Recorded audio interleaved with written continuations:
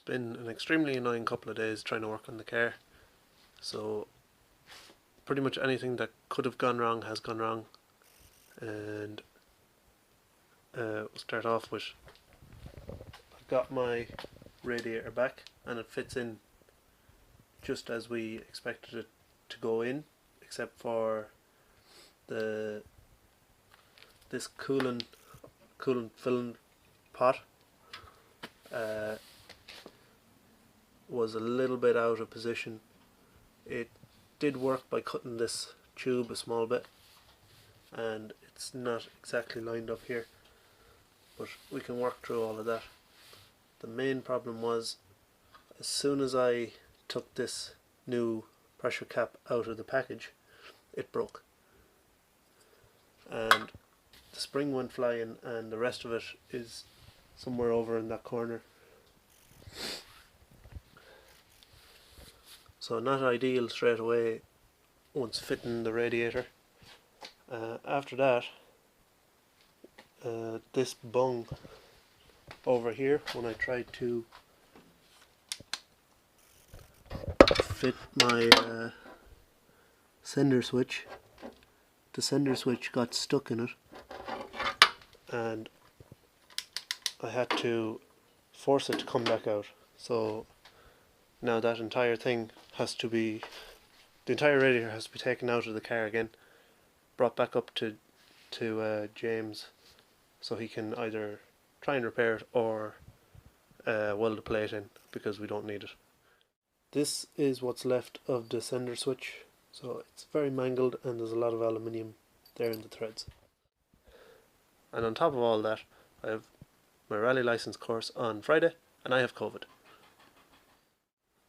I also never got back around to doing the plumbing of the fire extinguisher, just because everything else has been going wrong. Why would I want that to go wrong as well?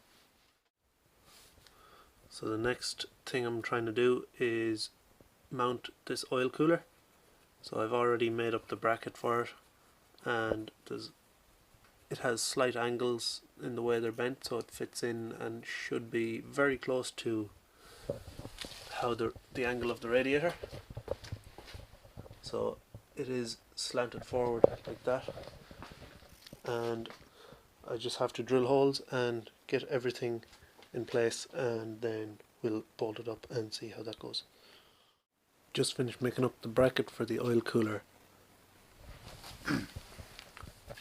So it's bolted in down here with a riv nut, and on top it's fairly sturdy, so it's not really going to go anywhere.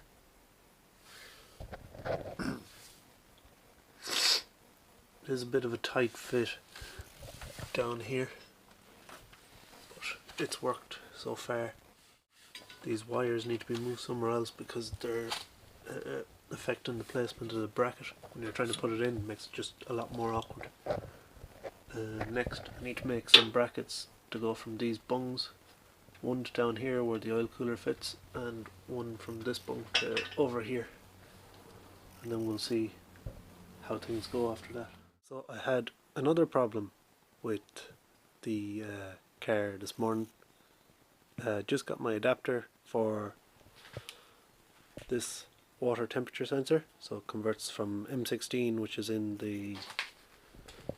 this pipe down here in the engine, to 1/8 NPT, and the outer diameter of the probe is 8.1 millimeters, and the inside diameter of the fitting was 7.9, so that wouldn't go through. So what I did was very, very gently drilled out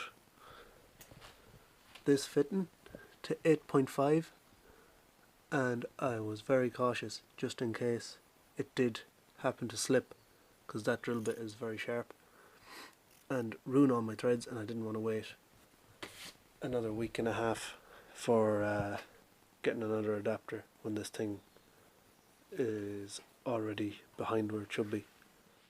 I've got the temperature sensor installed,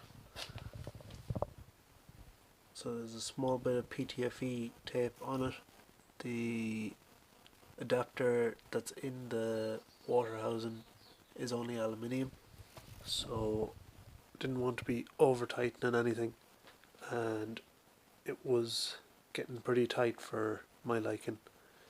I've also taken the radiator back out of the car so that we can get that bung welded back up, and I've started onto the pedal box. I've drilled 2 holes here for this retainer and then one smaller hole in this bung, and that's going to be where this cable goes through, and then we have this small crimp to go on the back of it to hold it all in place. I have the pedal box back into the car again, and the throttle cable cut down to size to fit. I had to cut off over half of the throttle cable because there was way too much on it. It was a little bit awkward, just like everything on this car, but everything's back in place just as it was. Then left a small bit onto the end of the throttle cable just in case I never ever have to change anything with it, and I have all the slack taken out of it.